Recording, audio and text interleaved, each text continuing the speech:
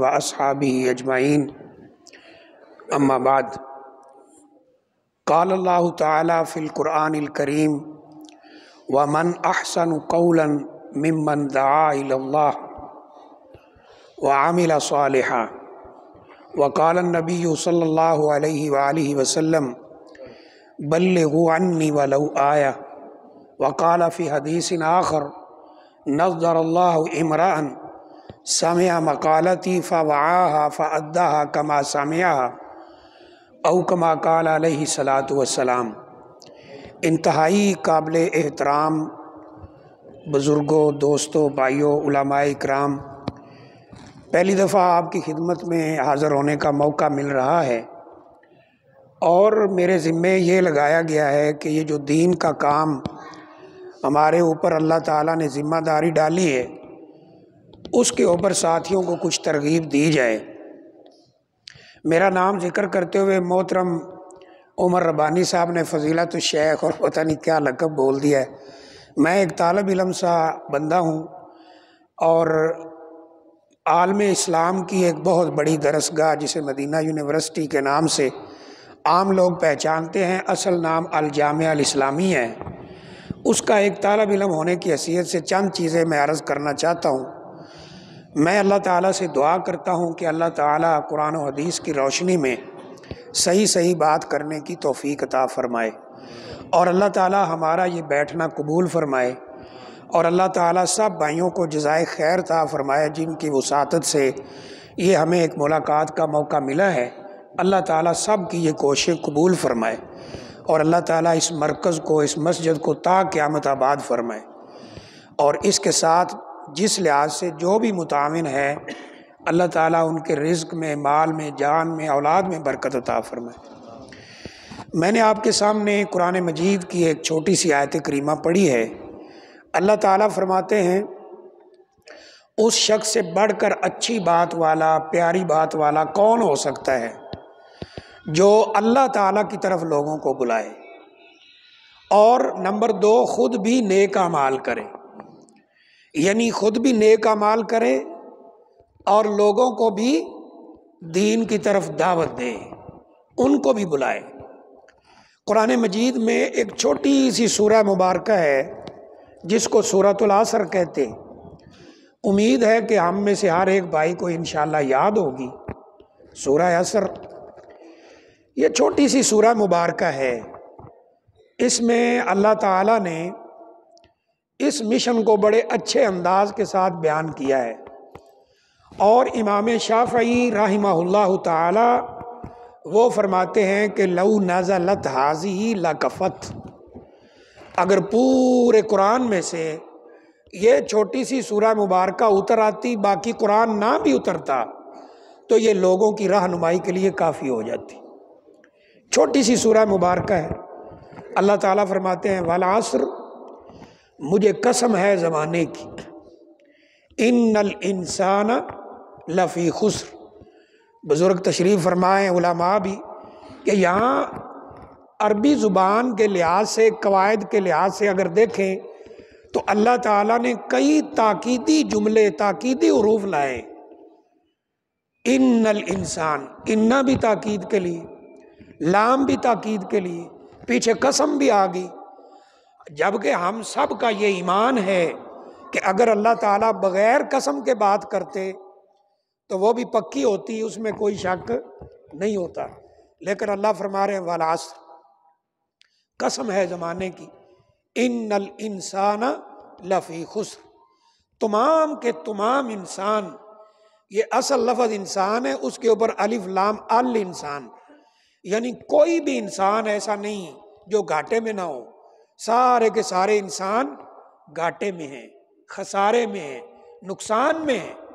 لیکن آگے لفظ الا، اسے حرف استثناء کہتے ہیں عربی میں، الا لا کر بتایا کہ اس کے بعد جو میں لوگ بتا رہا ہوں وہ گھاٹے میں نہیں ہے، باقی سب گھاٹے میں ہیں۔ والعصر، قسم ہے زمانے کی، ان الانسان، کہ بے شک انسان، یقیناً انسان، تمام انسان لفی خسر، ضرور ضرور گھاٹے میں جا رہے ہیں، مگر الا الذین، مگر وہ لوگ الا الذین آمنوا، سب سے پہلے وہ لوگ جو ایمان لائے، ایمان لائے، وعملوا الصالحات، اور نیک اعمال کیے، وتواصوا بالحق، اور ایک دوسرے کو حق بات کی تبلیغ کی، وتواصوا بالصبر، اور ایک دوسرے کو صبر کی تلقین کرتے رہے۔ اور ان چار چیزوں کے اوپر عمل کرنے والے لوگ یہ کامیاب ہوں گے۔ اس کے علاوہ جتنے بھی ہیں وہ دنیاوی لحاظ سے، مرتبے کے لحاظ سے، پیسے اور عہدے کے لحاظ سے اپنے آپ کو کتنا کامیاب کیوں نہ سمجھیں، اگر یہ چار چیزیں نہیں ہیں تو وہ کامیاب نہیں ہو سکتے۔ چھوٹی سی سورہ مبارکہ ہے، یہی بات اللہ تعالیٰ نے اس آیت کریمہ میں بھی بیان فرمائی کہ اس بندے سے بڑھ کر اچھی بات ہو کس کی سکتی ہے جو اللہ کی طرف لوگوں کو بلائے اور نیک اعمال کرے۔ اور ہم یہ بھی جانتے ہیں کہ لوگوں کو دین کی طرف بلانے کا مشن یہ اللہ تعالیٰ نے نبیوں کے سپرد کیا ہوا تھا۔ ایک حدیث میں یہ لفظ ملتے ہیں کہ 1,24,000 چند سو اور کچھ نبی آئے، 1,24,000 چند سو اور کچھ نبی آئے، ان میں سے فرمایا 313 انبیاء وہ رسول ہیں، باقی سب نبی ہیں۔ رسول کے اوپر نئی شریعت اترتی ہے اور اسے اس کی تبلیغ کا حکم ہوتا ہے۔ نبی جو ہوتا ہے وہ اسی شریعت کی تبلیغ کرتا ہے۔ یہ نبیوں کا یعنی مشن تھا کہ اللہ تعالیٰ ان کو کائنات کی رہنمائی کے لیے بھیجتے تھے۔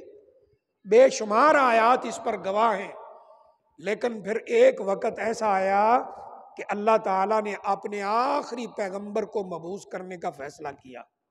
مکہ کی سرزمین میں آپ پیدا ہوئے، 40 سال آپ نے مکہ میں گزارے، پھر اللہ تعالیٰ نے غار حرا کے اندر آپ کو نبوت سے سرفراز فرمایا، اور پھر 13 سال تک آپ تبلیغ کرتے رہے، اور پھر مکہ والوں نے وہاں سے نکلنے پر مجبور کر دیا۔ آپ مدینہ منورہ تشریف لائے، 10 سال وہاں رہے، 63 سال کی عمر میں اللہ تعالیٰ کے حضور چلے گئے، اور دین کی تبلیغ کی ذمہ داری ہمارے اوپر ڈال۔ اب ہم نے یہ کام کرنا ہے۔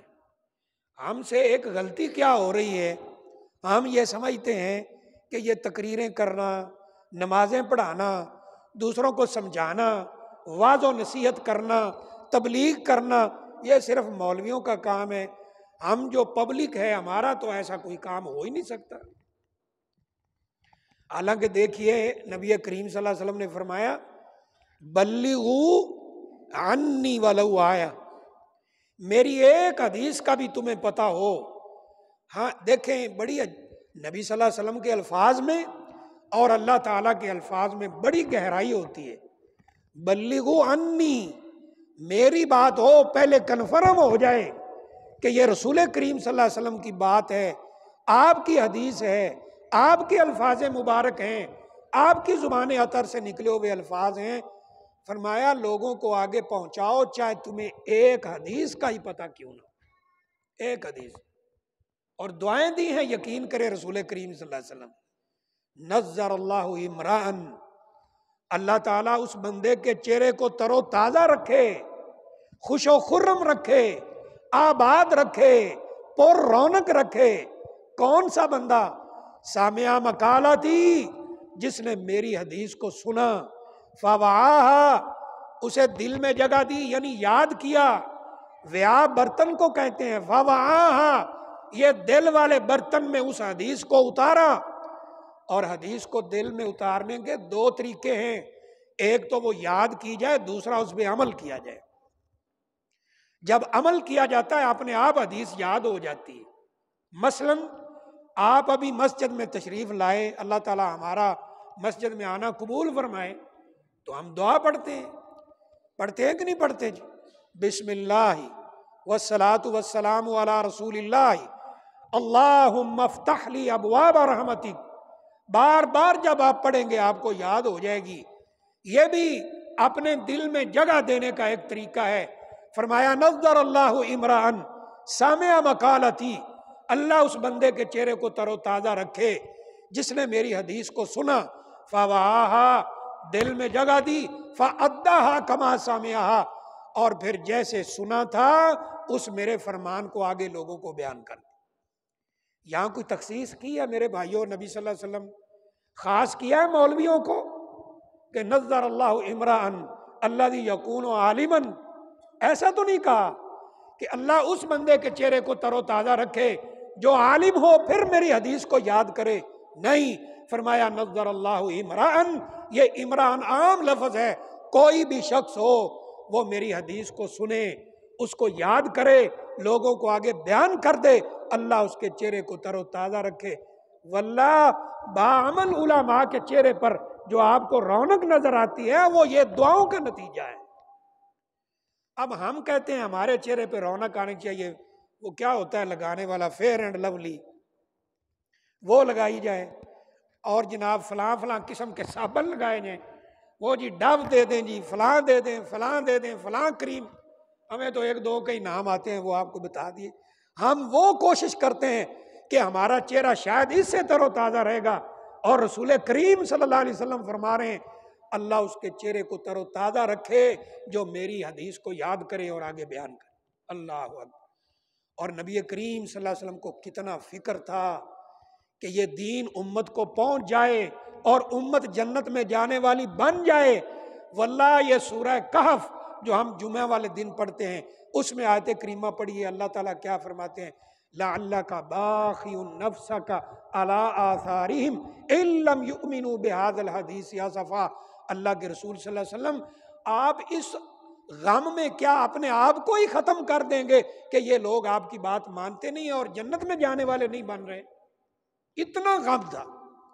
دیکھیے ایک چھوٹا سا بچہ ہے، ابھی بالغ بھی نہیں ہے اور مسلمان بھی نہیں ہے، غیر مسلم ہے، اہل کتاب کا بچہ ہے، اللہ اکبر، بس یہ ہے کہ آپ کی خدمت کرتا ہے، آپ کی خدمت کرتا ہے۔ نبی کریم صلی اللہ علیہ وآلہ وسلم کو پتہ چلا کہ وہ بچہ بیمار ہو گیا ہے تو آپ اس کی بیمار پرسی کے لیے گئے، اللہ اکبر۔ لیکن جب وہاں پہنچے تو آپ کو اندازہ ہو گیا کہ یہ بچہ بچ نہیں سکتا، اس کی موت کا وقت قریب آ چکا ہے، لیکن باشعور بچہ ہے، بلوغت کے قریب ہے غالباً۔ نبی کریم صلی اللہ علیہ وسلم نے اسے کہا یہ کلمات کہو میرے پیچھے پیچھے، اشہد اللہ الہ الا اللہ واشہد ان محمد رسول اللہ، یہ کلمات کہو۔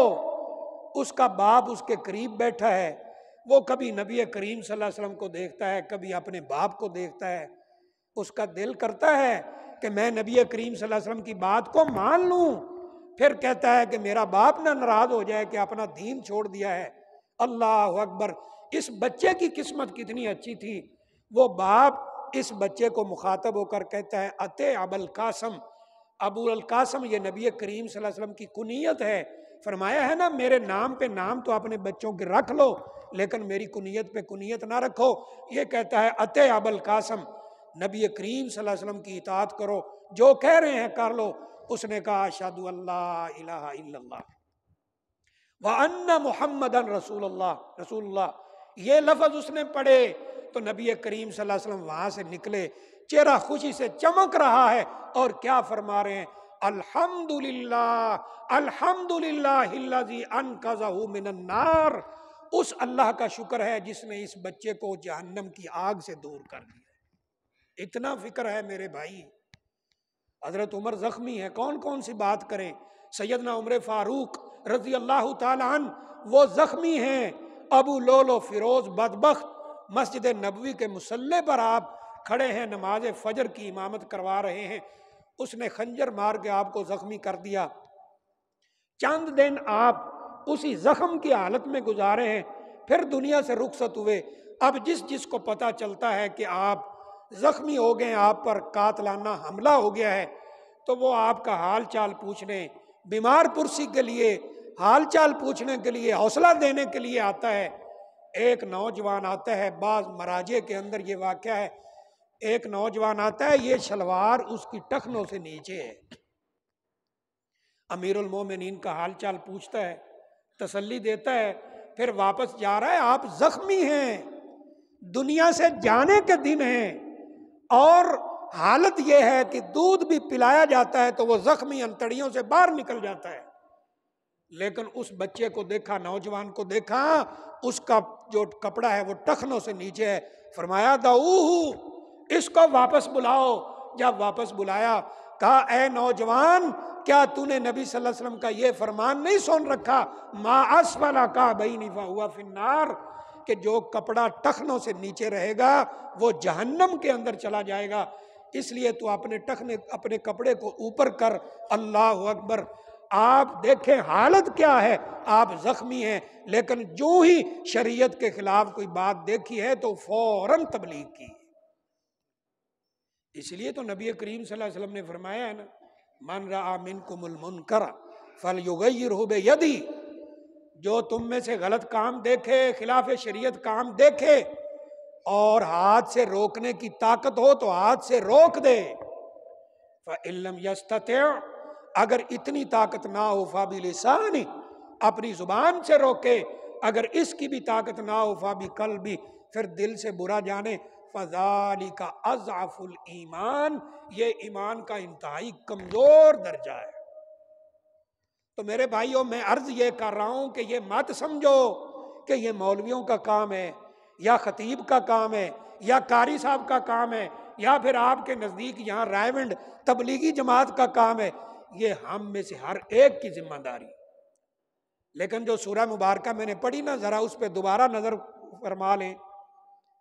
فرمایا سارے انسان گھاٹے میں ہیں مگر وہ لوگ جو ایمان لائے۔ اللہ اکبر۔ اب اگر آپ گستاخی تصور نہ کریں میری، تو ہمارے علماء بیٹھے، ان کو چھوڑ کے میں عام بھائیوں سے پوچھنا چاہتا ہوں، ایمان کسے کہتے ہیں؟ کوئی بھائی بتا سکتا ہے ایمان کیا ہوتا ہے؟ ناراض تو نہیں نہ ہوتے بھائی؟ ناراض تو نہیں ہوتے؟ آپ بولتے نہیں، شاید لگتا ناراض ہو گئے ہیں۔ ایمان کسے کہتے ہیں؟ اللہ اکبر۔ چلے شاید بھائی جھجکتے ہیں، بتاتے نہیں۔ ایمان کی تعریف یہ ہے میرے بھائیوں، قول باللسان، زبان سے اقرار بھی کرو، وتصدیق بالقلب، یا یقین بالقلب، اور دل سے یقین بھی رکھو، والعمل بالجوارح، یہ پارٹس آف باڈی، ان کے ساتھ عمل بھی کر کے دکھاؤ۔ یہ ہے ایمان، زبان سے بھی، دل سے بھی، عمل سے بھی۔ جب یہ تینوں چیزیں اکٹھی ہوں گی تب جا کر بندہ مومن بنتا ہے۔ لیکن اللہ اکبر، ایمان کیا ہے؟ امام بخاری رحمہ اللہ تعالیٰ نے اس کی تعریف کرتے ہوئے فرمایا، یہ ایمان زبان سے اقرار کا نام، دل سے یقین کا نام، اعضاء سے عمل کا نام، یزید و ینقص، یہ زیادہ بھی ہوتا ہے کم بھی ہوتا ہے۔ اللہ کی اطاعت کرتے جاؤ، یہ زیادہ ہوتا جاتا ہے۔ اللہ کی نافرمانیاں، نعوذ باللہ، اللہ کے حکموں کو توڑنا شروع کر دو، ایمان کی حالت کمزور ہو جاتی ہے، یہ کم ہو جاتا ہے۔ پھر ایک وقت آتا ہے یہ کم ہوتے ہوتے اتنا رہ جاتا ہے رائی کے دانے کے برابر۔ صحابہ کرام نے عرض کیا تھا نا میرے بھائیوں، اللہ کے رسول صلی اللہ علیہ وسلم آپ کی مجلس میں ہوتے ہیں، آپ کی محفل میں ہوتے ہیں، آپ کی باتیں سنتے ہیں، آپ کے ساتھ ہوتے ہیں، آپ کے ساتھ مسجد میں ہوتے ہیں۔ ہمارے ایمان کی کنڈیشن، ہمارے ایمان کی حالت، ہمارے ایمان کی کیفیت وہ نہیں ہوتی جو بازاروں اور گھروں میں ہوتی ہے۔ وہاں جاتے ہیں یہ پاور کمزور پڑ جاتی ہے۔ اللہ اکبر۔ نبی کریم صلی اللہ علیہ وسلم نے فرمایا تھا، اگر بازار کے اندر بھی، گھر کے اندر بھی تمہارے ایمان کی حالت وہی رہے جو میری مجلس میں ہوتی ہے، لصافحتکم الملائکہ، مدینہ کی گلیوں کے اندر فرشتے اتر کر تمہارے ساتھ مصافحہ کیا کریں۔ یہ ہے ایمان۔ نمبر 2 فرمایا نیک اعمال۔ میں اختصار کے ساتھ یہ چیزیں عرض کر رہا ہوں، یہ نیک اعمال عبادات کو کہتے ہیں۔ آج ہم مسلمانوں نے شاید عبادت صرف اور صرف یہ روزہ، حج، زکوٰۃ، نماز، سجدہ، رکوع، قیام، اس کو سمجھ لیا ہے۔ نہیں میرے بھائیوں، عبادت کا دائرہ، عبادت کا سرکل یہ بہت زیادہ وسیع ہے۔ اگر اس کی جھلک دیکھنا ہو تو نبی کریم صلی اللہ علیہ وسلم نے فرمایا جو تم حلال روزی کماتے ہو اور حتی اللقمۃ التی تازہ فی امراتی کا صدقہ، یہ حلال روزی کما کر اللہ کا حکم سمجھ کر حلال روزی کما کر اپنی بیوی کو کھلاتے ہو، بچوں کو کھلاتے ہو، جو لقمہ اس کے منہ میں رکھتے ہو اللہ اسے بھی صدقہ بنا دے۔ یہ الگ بات ہے کہ ہمارا ذرا جوائنٹ فیملی سسٹم ہے نا، اکٹھے رہتے ہیں، اگر کوئی نوجوان اس جوائنٹ فیملی سسٹم کے اندر اپنی بیوی کے منہ میں لقمہ رکھ دے تو بس پھر قیامت آ جائے گی، وہ تو آپ کو پتہ ہی ہے، ٹھیک ہے نا؟ لوگ وہ بزرگ کہیں گے اینو شرم ہی کوئی نہیں آؤندی، اے کی کر رہے ہیں؟ تو فرمایا اگر لقمہ بھی اپنی بیوی کے منہ میں رکھو اللہ عبادت بنا دیتا ہے۔ عبادت کا دائرہ بہت وسیع ہے۔ دیکھیں آپ مسجد کی طرف آ رہے ہوں، رستے میں کوئی اینٹ پڑی ہے، کوئی کانٹا پڑا ہے، کوئی کیل پڑا ہے، آپ عادتاً یعنی ایسے عادت بنی ہوئی ہے، نیچر بنی ہوئی ہے کسی کی، ایسے پاؤں مار کے سائڈ پر کر دیا تو ٹھیک ہے یہ سائڈ پہ تو ہو گیا لیکن یہ صدقہ نہیں بنا۔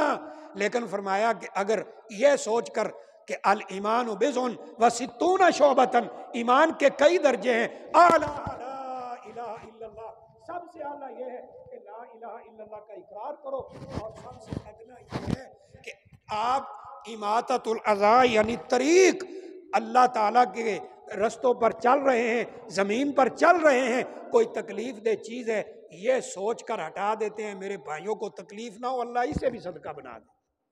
یہ ہے عبادت، نیک اعمال کیے۔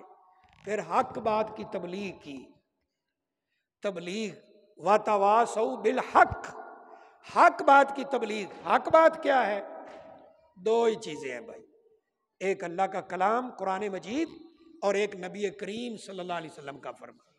میں کسی پہ اٹیک نہیں کرنا چاہ رہا، لیکن بعض ہمارے بھائی وہ کام تو کر رہے ہیں دین کا، تبلیغ کا، لیکن جب آپ ان کی باتیں سنیں تو وہاں سے کس سے آپ کو اور کہانیاں ملیں گی کہ نہ کوئی سر ہے نہ پاؤں، وہ تو الٹا وبال بن جائے گا ہمارے لیے۔ ایک دفعہ کچھ بھائی آئے ہوئے تھے تو انہوں نے کہا جی حضرت آدم کی توبہ قبول نہیں ہو رہی تھی، پھر وہ عرش پہ کلمہ لکھا ہوا دیکھا لا الہ الا اللہ محمد الرسول اللہ، تو اللہ تعالیٰ سے پوچھا یہ کس کا نام لکھا ہوا ہے؟ تو اللہ نے کہا میرے محبوب کا ہے۔ تو کہا تجھے اس محبوب کے نام کا واسطہ مجھے اور میری بیوی حوا علیہ الصلوۃ والسلام اس کو معاف کر دے، تو اللہ نے معاف کر دیا۔ میں نے بڑے ادب سے عرض کیا، میں نے کہا جی آپ ہمارے بزرگ ہیں لیکن آپ نے جو یہ واقعہ ذکر کیا ہے یہ کون سی حدیث میں ہے؟ تو کہتے ہیں نہیں جی بس ہم نے تو بزرگوں سے سنا ہے۔ میں نے کہا دیکھیے نبی کریم صلی اللہ علیہ وسلم نے ایسے معاملات میں تبلیغ ایک بہت بڑا مشن ہے، بہت بڑا کام ہے، لیکن اتنا نازک بھی ہے۔ آپ نے فرمایا بخاری کی روایت ہے من کذب علی متعمدا فلیتبوأ مقعدہ من النار، کہ جو میرے اوپر جان بوجھ کر جھوٹ بولے وہ اپنا ٹھکانہ جہنم کے اندر بنا لے۔ تو کہتے ہیں جی بس ہم نے تو سنا ہے، اس لیے فرمایا وتواصوا بالحق۔ اور میں اس مسجد میں واللہ میں کسی بزرگ کو نہیں جانتا یہاں، لیکن اس مسجد کو دیکھ کر محسوس ہوتا ہے کہ الحمدللہ یہاں بزرگوں کی بعض لوگوں کی بہت محنت ہے، اللہ قبول فرمائے۔ لیکن میں اس سٹیج پر بیٹھ کر ذمہ داری کے ساتھ کہتا ہوں کہ یہ جو حق بات کی تبلیغ ہے، حق بات آگے پہنچانا، اس وقت پوری دنیا کے اندر آپ کے علاوہ کسی کے پاس نہیں، یہ میں بڑے ذمہ داری سے کہہ سکتا ہوں۔ میں نے ایک لمبا عرصہ گزارا ہے سعودی عرب میں مکتب دعویٰ کے اندر، اسلامک سینٹر کے اندر، لیکن یہ اللہ تعالیٰ نے آپ کو شرف بخشا ہے کہ آپ صرف قرآن اور حدیث کی بات آگے کرتے۔ یہ ہے وتواصوا بالحق اور وتواصوا بالصبر۔ اگر اس میں کوئی پرابلمز آتی ہیں تو اس کے اوپر صبر کرنا ہے، واہ ویلا نہیں کرنا ہے، اس کے اوپر صبر کرنا ہے، یہ کام کرنا ہے۔ اور بھول جائیں میرے بھائی، جیسے میں نے عرض کیا کہ یہ کوئی خاص لوگوں کا کام ہے، اللہ اکبر، وہ بعض ہمارے بھائی مثال دیتے ہیں، ہماری تو عادت ہے جہاں سے اچھی اور صحیح چیز ملتی ہے ہم لے لیتے، ہمارے بھائی مثال دیتے ہوتے ہیں کہ یہ تبلیغ کا کام اور لوگوں کو دین سمجھانا، دین کی طرف بلانا، اس کی مثال ایسے ہی ہے کہ آپ سمندر میں ایک بہت بڑے جہاز کے اندر، شپ کے اندر سفر کر رہے ہوں، اور جو سب سے نیچے والا درجہ ہے، نیچے والی منزل ہے، نیچے والا فلور ہے، وہ لوگ وہاں بیٹھے ہیں، پانی لینے کے لیے انہیں اوپر جانا پڑتا ہے، سیکنڈ فلور پہ یا تھرڈ فلور پہ یا اس سے بھی اوپر جانا پڑتا ہے، تو وہ سوچتے ہیں کہ ہر بار ہمیں اوپر جانا پڑتا ہے، سیڑھیاں چڑھنا پڑتی ہیں، اترنا پڑتی ہیں، کیوں نہ ایسا کریں کہ اسی جگہ سے نیچے سے ایک تختہ توڑ کر سمندر کے نیچے سے ہم پانی لے لیں۔ وہ توڑنا شروع کر دیتے ہیں۔ اب اوپر والے ٹھک ٹھک کی آواز سنتے ہیں، نیچے آ کے دیکھتے ہیں، بھائی کیا کر رہے ہو؟ کہتے ہیں جی ہر روز اوپر جانا پڑتا ہے، ہر وقت پانی لینے کے لیے وضو کرنا ہے اور کوئی ضرورت ہے تو ہم ذرا آسان کام کر رہے ہیں کہ یہاں سے نکال لیں۔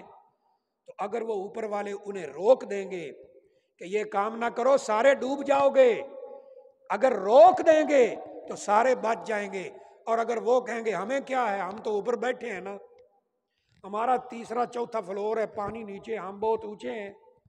جیسے دلی کے حکمرانوں نے کہا تھا نا، جب انہیں کہا گیا تھا انگریز کراچی پر قبضہ آور ہو گیا، اس نے حملہ کر دیا، تو کہتے تھے دلی دور است، دلی بہت دور ہے، کہاں کراچی کہاں دلی بہت دور ہے۔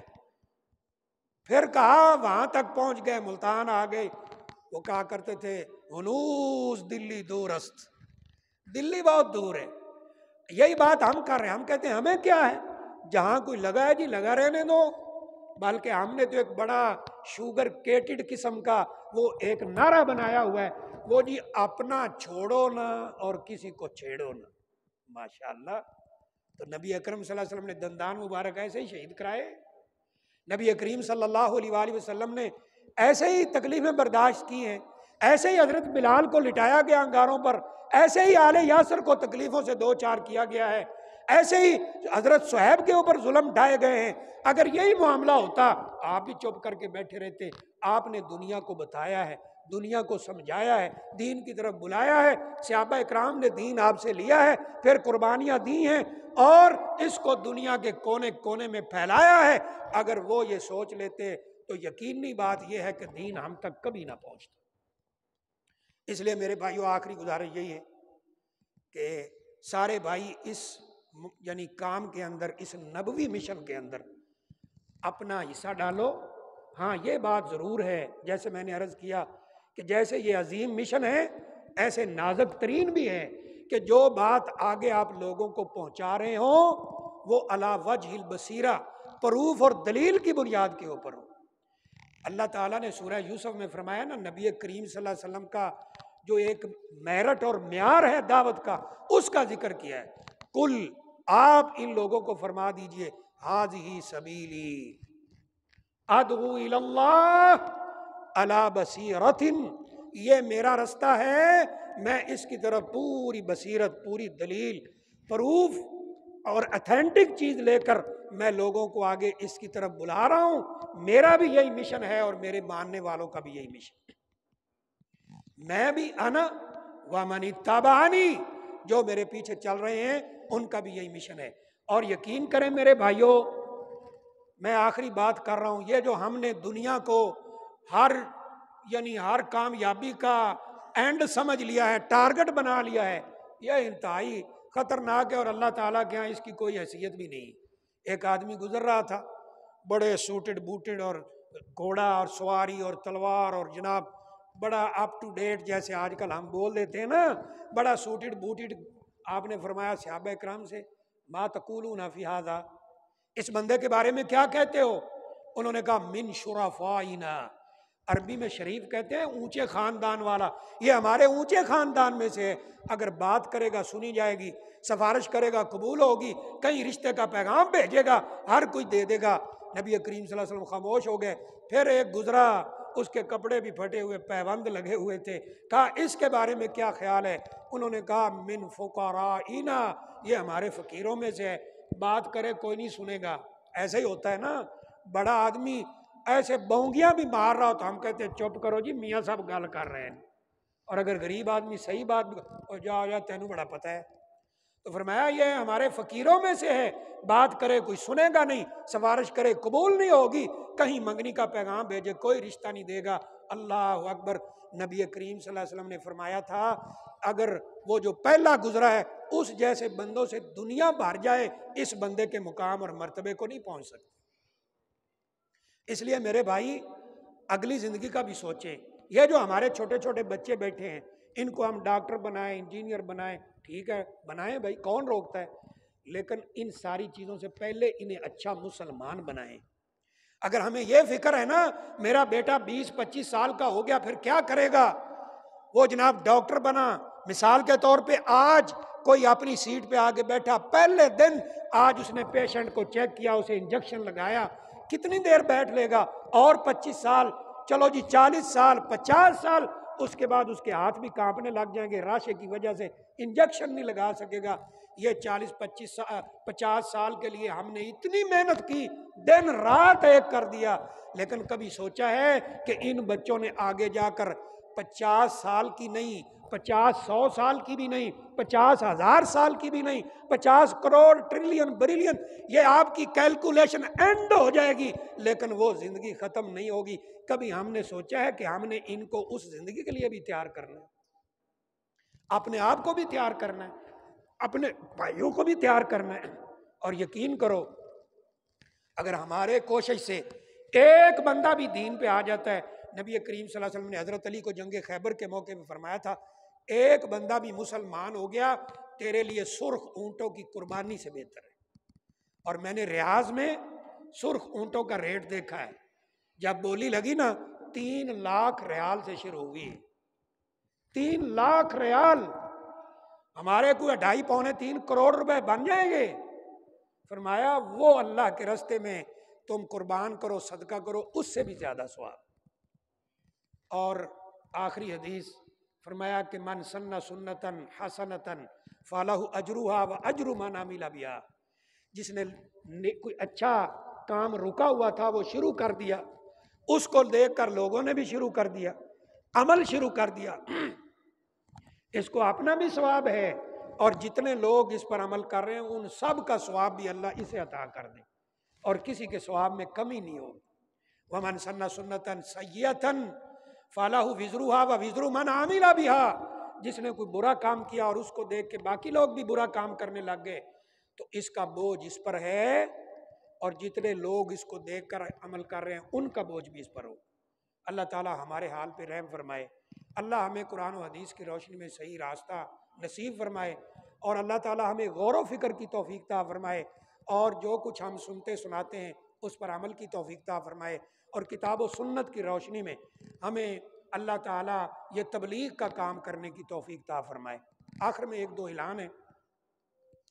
آپ کی مسجد میں الحمدللہ جماعت آئی ہوئی ہے، 5 دن باقی ہیں جی، 5 دن باقی ہیں، یہ 10 دن کی غالباً جماعت تھی، آپ ان کے ساتھ مل کر تعاون کریں، بھائیوں کو ملیں، ان کو مسجد میں لے کے آئیں اور دین کا کام کریں۔ شیخ صاحب موجود ہیں، ان سے مسئلے مسائل پوچھیں، دعائیں سیکھیں، قاری صاحب بھی یہاں ہوں گے، لازمی بات ہے، ان سے نماز سیکھیں، دعائیں سیکھیں، بھائیوں کو سکھائیں، یقین کریں اصل کامیابی ہے۔ اور دوسرا اعلان ہے کہ ہمارے ہاں ہر قمری مہینہ یعنی اسلامی مہینہ چوتھی جمعرات مرکز الاصلاح بونگا بلوچاں، جو قاری صہیب صاحب اس وقت ہیں، پہلے حافظ یا میر محمدی صاحب رحمہ اللہ تعالی، اللہ ان کی قبر کو جنت کا باغیچہ بنائے، وہ تھے، وہ مشن الحمدللہ چل رہا ہے، وہاں شب تربیت ہوتی ہے، ہر مہینے کی اسلامی مہینے کی آخری جمعرات کو لوگ وہاں رات ٹھہرتے ہیں، ان کی تربیت ہوتی ہے، درس و دروس ہوتے ہیں، دعائیں سنی سنائی جاتے ہیں، صورتیں سنی سنائی جاتی ہیں، اس میں بھی حصہ لیں، اللہ تعالی ہماری کوششیں قبول فرمائے۔ تیسرا اعلان کیا؟ ہاں یہ بڑا اچھا ہے، دیکھیں مجھے حکم دیا گیا کہ یہ اعلان کر دیں کہ اپنی اپنی مساجد کے اندر یہ کام کریں دین کی تبلیغ کا، علماء کو ساتھ ملا کر۔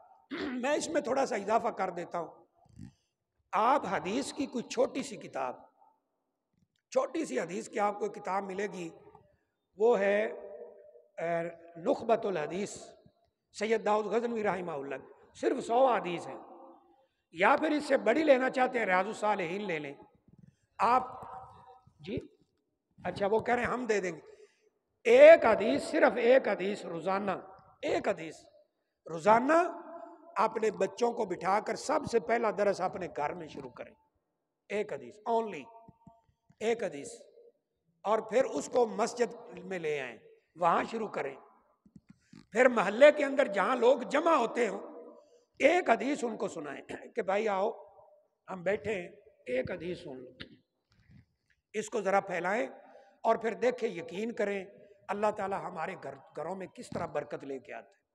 تو اللہ تعالیٰ سے دعا ہے اللہ ہمیں عمل کی توفیق عطا فرمائے۔ یہ چند چیزیں میں نے عرض کی، اس میں جو صحیح تھی اللہ کی توفیق سے تھی، اگر کوئی غلطی ہوگی تو میری کم علمی کی وجہ سے تھی۔ اللہ تعالیٰ ہماری یہ کوششیں قبول فرمائے۔ وآخر دعوانا الحمدللہ رب العالمین۔